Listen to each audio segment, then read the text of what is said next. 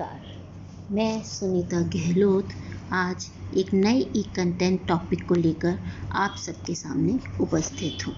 आज का जो टॉपिक है जिसकी हम चर्चा करेंगे वो है खेल, दैट इज़ प्ले। संसार के सभी बच्चों में खेल के प्रति विशेष रुचि होती है। खेलों के द्वारा ही उनके व्यक्तित्व का सर्वांगीण विकास संभव होता है। बच्चे बचपन में जितना अधिक खेलते हैं, आगे चलकर उतने ही बुद्धिमान एवं अनुभवी बनते हैं। खेलों के माध्यम से ही बच्चे अपनी रुचियों का संकेत देते हैं। बच्चों के लिए खेल बहुत ही स्वाभाविक तथा महत्वपूर्ण होते हैं। खेल की प्रवृत्ति यद्यपि पशुओं में भी पाई जाती है, किंतु बच्चों में इसके अभिव्यक्ति का व्यापक रूप होता है। खेल के जीवन व्यापी प्रभाव को देखते हुए आजकल शिक्षा में उसे महत्वपूर्ण स्थान दिया गया है। सरकार द्वारा खेलों के विकास पर विशेष ध्यान देने के दृष्टिकोण विभिन्न खेल गतिविधियां संपन्न की जाती है। खेल के संबंध में प्रतिपादित अनेक सिद्धांतों में ग्रॉस का सिद्धांत सर्वाधिक महत्व दिया गया है। ग्रॉस का विचार है कि खेल के द्वारा बच्चे विभिन्न महत्वपूर्ण क्रियाओं, कौशलों का अभ्यास भी करते हैं। अब हम इसके अर्थ को जान लेते हैं। मीनिंग ऑफ प्ले, जो कि हम कुछ परिभाषाओं के साथ देखेंगे। सामान्य शब्दों में खेल एक रचनात्मक प्रवृत्ति है जिसमें बालक को सुखद अनुभूति होती है। अन्य शब्दों में खेल जन्मजात, स्वतंत्र, स्फूर्तिदायक, स्वप्नसिद्ध एवं आनंददायक रचनात्मक प्रवृत्ति है। क्रो एंड क्रो ने खेल को परिभाषित करते हुए कहा है, खेल वह क्रिया है जिसमें एक व्यक्ति उस समय व्यस्त होता है जब वह उस कार्य को करने के लिए स्वतंत्र होता है जिस कार्य को वह करना चाहता है। हरलॉक के अनुसार खेल वह कोई भी क्रिया है जो प्राप्त होने वाले आनंद के लिए की जाती है, परंतु उसके अंतिम परिणामों पर कोई विचार नहीं किया जाता। ऐसे ही पर्सी नन के अनुसार खेल रचनात्मक क्रियाओं की अभिव्यक्ति है। जेम्स रॉस के अनुसार खेल आनंदपूर्वक, स्वप्रेरित तथा रचनात्मक क्रिया है जिसमें व्यक्ति अपनी पूर्ण अभिव्यक्ति को प्राप्त करता है। बी एन झा के अनुसार खेल वह जन्मजात एवं स्वाभाविक प्रवृत्ति है जिसके लिए किसी भी प्रकार की शिक्षा अथवा प्रशिक्षण की आवश्यकता नहीं है। इन सभी परिभाषाओं के आधार पर यह कहा जा सकता है कि खेल एक स्वाभाविक और आत्म प्रेरित शारीरिक और मानसिक क्रिया है जिसका कोई अव्यक्त लक्ष्य नहीं होता है। इसका उद्देश्य आनंद प्राप्त करना होता है, परंतु अंतिम परिणाम पर कोई विचार नहीं किया जाता। तो ये था खेल का अर्थ। अब हम ले लेते हैं इसके कुछ विशेषताएं। खेल एक ऐसा विषय है जो बालकों तथा वयस्कों को समान रूप से प्रिय है। बालक मौसम की परवाह किए बगैर खेल का भरपूर आनंद उठाते हैं। बालक और वयस्कों के खेल में भिन्नता हो सकती है, लेकिन दोनों के खेलों में लगभग समान विशेषताएं पाई जाती हैं, जो कि इस प्रकार है। पहली विशेषता है निश्चित प्रतिमान यानी डेफिनेट पैटर्न। प्रत्येक खेल के विकास का निश्चित क्रम है। सामान्यतः बालकों में खेलों का विकास 3 अवस्थाओं में होता है। पहली खोजक अवस्था, दूसरी खिलौना अवस्था, तीसरी खेल अवस्था।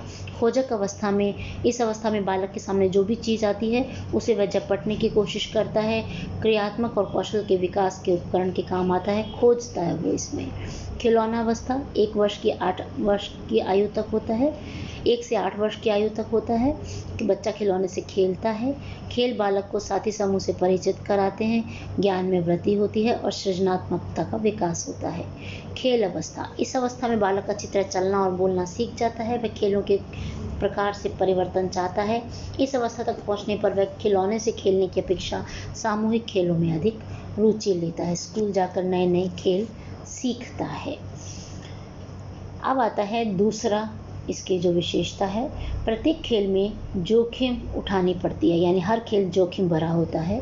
प्रत्येक खेल में कुछ न कुछ अंश जोखिम का होता है। साइकिल चलाना, तैरना, गेंद से खेलना, पेड़ों पर चढ़ना, दौड़ लगाना, फुटबॉल आदि सभी ऐसे खेल हैं जिनको सीखते या खेलते समय क्षतिग्रस्त होने की संभावना रहती है। अनेक बार जोखिम भरे खेल खेले जाते हैं। ऐसे खेलों से आनंद और धन की प्राप्ति होती है। खेल समस्या का समाधान माध्यम भी है।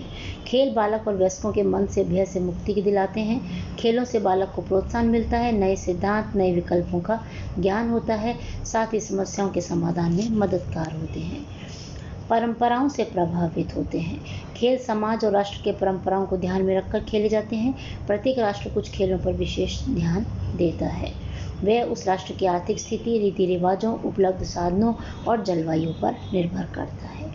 खेल में आवृत्ति का अंश होता है। किसी खेल को बार बार खेलने की प्रवृत्ति सामान्य तौर पर बालकों में पाई जाती है।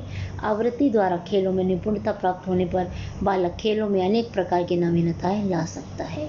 इच्छानुसार खेलों में इच्छानुसार खेलने का गुण विद्यमान होता है। किसी भी खेल को दबाव में भली प्रकार या निपुणता से नहीं खेला जा सकता। छोटे बालक के खेल में स्वतंत्रता का अंश अधिक होता है। वह अपनी इच्छानुसार खेलना पसंद करता है। फिर आता है भिन्नता। बालकों के खेल में भिन्नता पाई जाती है। अध्ययनों और अनुभवों से पाया गया कि बच्चों के खेल खेलने की आदतों विधि में पर्याप्त अंतर पाया जाता है। यह बालक की खेलों के प्रति रुचि, स्वास्थ्य, उपलब्ध साधन, निपुणता आदि से प्रभावित होते हैं। नेक्स्ट, खेल क्रियाएं और कम आयु के समय साथ घटने लगते हैं, यानी आयु संबंधी होती हैं। आयु बढ़ने के साथ साथ खेल का समय कम होता जाता है, क्योंकि खेल के लिए समय कम मिलता है। पढ़ने लिखने और काम की व्यस्तता के कारण खेलों को अधिक समय नहीं दिया जा सकता। कभी कभी बालक एक ही मनपसंद खेल में अधिक समय देने के कारण खेल संबंधी क्रियाओं की संख्या कम होने लगती है। खेल के साथियों की संख्या संख्यात्मक। आयु वृद्धि के साथ साथ साथियों की संख्या भी कम होने लगती है। प्रारंभ में बच्चे बिना सोचे समझे खेल साथियों को चुन लेते हैं, परंतु आयु बढ़ने के साथ साथ उनके साथ खेलना पसंद करते हैं जो अच्छा खेलते हैं या जो अच्छे लगते हैं। तो यहाँ पर जो समूह है वो संख्यात्मक उनकी जैसे जैसे एज बढ़ती है कम होने लग जाती है। अनौपचारिक से औपचारिक। प्रारंभ में बालकों में खेलों के प्रति कोई औपचारिकता नहीं होती है। उनके खेलों में स्वाभाविक और अपनापन होता है। समय के साथ साथ उनके खेलों में औपचारिकता दिखने लगती है। खेलते समय नियमों की पालना आवश्यक हो जाती है। स्वरूप संबंधी। आयु बढ़ने के साथ साथ खेलों का स्वरूप बदलने लगता है। प्रारंभ में बच्चों के खेल शारीरिक क्रियाओं से संबंधित होते हैं, परंतु आयु बढ़ने के साथ साथ उनकी मानसिक योग्यताओं का विकास होने लगता है। अतः मानसिक खेलों जैसे वीडियो गेम, कंप्यूटर गेम आदि को प्राथमिकता देने लगता है। तो ये थे कुछ विशेषताएं। अब हम आते हैं खेलों के प्रकार यानी काइंड्स ऑफ प्ले। विभिन्न विद्वानों ने खेलों को विभिन्न आधारों पर वर्गीकृत किया है। हरलॉक के अनुसार जो खेल के प्रकार हैं वो है स्वतंत्र तथा स्वप्रेरित खेल, कल्पनात्मक खेल, रचनात्मक खेल और क्रीड़ाएं। बचपन में बालक अपनी इच्छा अनुसार खेल खेलना पसंद करता है। वह खेलों के प्रति किसी प्रकार का प्रतिबंध या दबाव नहीं चाहता है। इस अवस्था में खेले जाने वाले खेल स्वतंत्र तथा स्वाभाविक होते हैं, और जैसे जैसे उम्र बढ़ती है उनमें जटिलता आने लगती है। कल्पनात्मक खेल। बालक द्वारा खेले जाने वाले अनेक खेलों में कल्पना को प्राथमिकता दी जाती है। बालक 1 वर्ष की आयु से ही कल्पनात्मक अभिनय करने लगता है। कल्पनात्मक खेल वातावरण से प्रभावित होते हैं। दूरदर्शन से प्रसारित किसी लोकप्रिय कार्यक्रम के पात्रों के अभिनय की नकल भी सामान्य सी बात है। रचनात्मक खेल। इस प्रकार के खेलों में विधायकता की प्रवृत्ति कार्य करती है। इस प्रकार के खेल में बालक खेल ही खेल में अनेक नई वस्तुओं का निर्माण कर लेते हैं। शैशवावस्था की अपेक्षा बाल्यावस्था में रचनात्मक प्रवृत्ति अधिक पाई जाती है। जैसे 5-6 वर्ष की आयु के बालक गीली मिट्टी से खिलौना बनाना, माला बनाना, कागज से फल फूल पत्तियां, नाव बनाना, गुड़िया आदि बनाना पसंद करते हैं। 7 से 8 वर्ष की अवस्था में उनके खेलों में मौलिकता दिखाई देती है। नेक्स्ट आता है क्रीड़ाएं। आयु वृद्धि के साथ साथ बालक घर में खेलने की अपेक्षा घर के बाहर साथियों के साथ खेलना पसंद करते हैं। 4-5 वर्ष का बालक अच्छी तरह चलना, भागना, बोलना सीख जाता है। अतः इस अवस्था में क्रीड़ाओं का स्वरूप बदल जाता है। खेल सरल होते हैं और उनमें कम समय होता है तथा नियमों की सीमितता होती है। 10 वर्ष के पश्चात बालक समूह खेलों को प्राथमिकता देता है, प्रतियोगिता संबंधी क्रीड़ाओं में भाग लेता है। ये थे हरलॉक के अनुसार। अब साथियों की संख्या के आधार पर खेलों को 3 भागों में वर्गीकृत किया है: समानांतर खेल, सहचारी खेल एवं सामूहिक खेल। समानांतर खेल, जिन्हें पैरेलल प्ले भी बोला जाता है, इस प्रकार के खेलों में बच्चे स्वतंत्र रूप से खेलते हैं। उन्हें किसी साथी की आवश्यकता नहीं होती है। ये बच्चे जो भी खिलौने उन्हें मिल जाते हैं उन्हीं में व्यस्त हो जाते हैं। वे अपने समान आयु के बच्चों पर ध्यान नहीं देते हैं। सहचारी खेल, एसोसिएट प्ले। सहचारी खेल 2 बच्चों तथा साथ साथ खेला जाता है। उनका सामाजिक तथा मानसिक विकास हो जाने के कारण आपसी सहयोग की भावना और आवश्यकता को समझने लगते हैं। उन्हें अकेला खेलना अच्छा नहीं लगता। सामूहिक खेल, ग्रुप प्ले। सामूहिक खेलों के लिए 3 या अधिक बालकों की आवश्यकता होती है। बालक आपसी सहयोग से 2 दल बनाकर खेल सकते हैं। सामान्यतः 7 से 8 से अधिक आयु के बालक सामूहिक खेलों को प्रधानता देते हैं। फिर आता है शारीरिक और मानसिक सक्रियता के आधार पर शारीरिक खेल और मानसिक खेल। शारीरिक खेलों में शरीर को प्राथमिकता दी जाती है। मैदानों में खेले जाने वाले खेल जैसे क्रिकेट, फुटबॉल, दौड़ आदि खेलों में मानसिक क्रियाओं की अपेक्षा शारीरिक क्रियाएं अधिक सक्रिय होती हैं। मानसिक खेल, मानसिक खेलों में बालक को अपनी बुद्धि का प्रयोग में लाना पड़ता है। खेल खेलने से पूर्व से विभिन्न विकल्पों पर विचार कर समस्या का हल निकालना होता है। पहेलियां बुझाना, शतरंज, ताश आदि खेलों में मस्तिष्क शरीर की अपेक्षा अधिक सक्रिय होता है। कार्ल ग्लूस ने भी निम्न 5 भागों में वर्गीकृत किया है खेलों को: परीक्षणात्मक खेल, गतिशील खेल, लड़ाई के खेल और बौद्धिक खेल। परीक्षणात्मक खेल, इस प्रकार के खेलों में बालकों की प्रवृत्ति परीक्षण की करने की होती है। वे वस्तुओं को तोड़ते हैं और फिर उन्हें जोड़ने का प्रयास करते हैं। खिलौने के पेच खोलकर उन्हें पुनः कसने लगते हैं। जिज्ञासा इस प्रकार के खेलों का मूल आधार है। गतिशीलता खेल, इस प्रकार के खेलों में गति को प्रधानता दी जाती है। ये खेल एक स्थान पर बैठकर खेलने की अपेक्षा मैदान में भाग दौड़कर खेले जाते हैं। दौड़ना, उछलना, हॉकी, फुटबॉल आदि।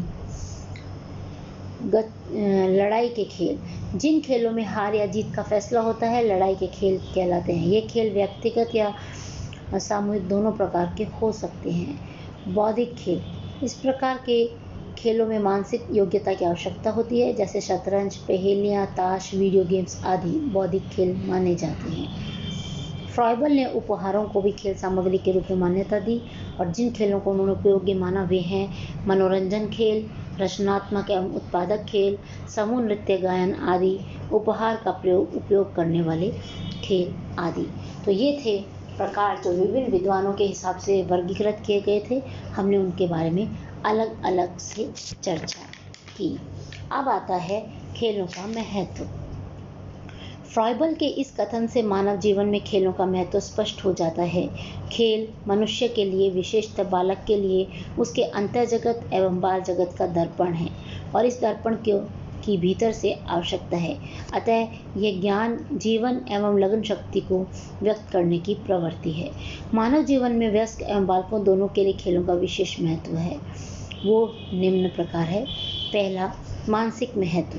बच्चों के मानसिक विकास में खेल महत्वपूर्ण भूमिका निभाते हैं। खेलों से बालक कठोर से कठोर आघात को भूल जाते हैं। सामूहिक खेलों में बच्चे अनेक प्रकार के बच्चों के संपर्क में आते हैं, जिससे अन्य बच्चों के गुणों, भावनाओं, योग्यताओं के समावेश का अवसर मिलता है। खेल मनुष्य को शारीरिक रूप से सक्रिय बनाते हैं। इससे रोगों से मुक्ति मिलती है।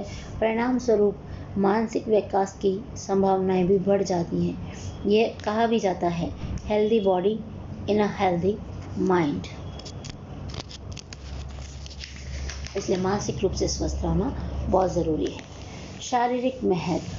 मनुष्य की प्रत्येक अवस्था में खेल शारीरिक शक्ति प्रदान करते हैं। आयु वृद्धि के साथ साथ भागदौड़ के खेल नहीं खेले जा सकते, किंतु कमरों में एक स्थान पर खेले जाने वाले खेल मनुष्य को मानसिक संतुष्टि प्रदान करते हैं। इससे शारीरिक संतुलन बना रहता है। खेलों से व्यक्ति के अंगों को व्यायाम मिलता है, मांसपेशियां समुचित रूप से विकसित होती हैं एवं शरीर मजबूत होता है।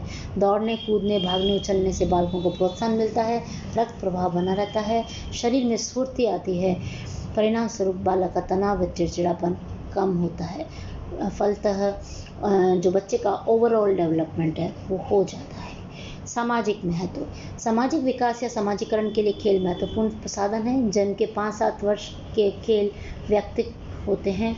बालक स्वतंत्र रूप से खेलना पसंद करता है, किंतु कालांतर में वे सामाजिकता में बदल जाते हैं। उसे साथी समूह की आवश्यकता अनुभव होने लगती है। संवेगात्मक महत्व। अनेक खेल मनुष्य में संवेगात्मक विकास में मददगार सिद्ध हुए हैं। खेलों से मनुष्य अपने संवेगों पर नियंत्रण करना सीखता है। उसे अन्य वर्गों के प्रति सहयोग, सहानुभूति और सहनशीलता दिखानी पड़ती है। इन गुणों के अभाव में व्यक्ति, समाज और राष्ट्र के विकास की कल्पना नहीं की जा सकती। नैतिक महत्व। मनुष्य के विकास के लिए आवश्यक तत्वों में उच्च नैतिक स्तर सर्वाधिक महत्वपूर्ण तत्व है। नैतिकता के अभाव में आज भी बहुत से देश विकसित अवस्था तक नहीं पहुंच पाए हैं।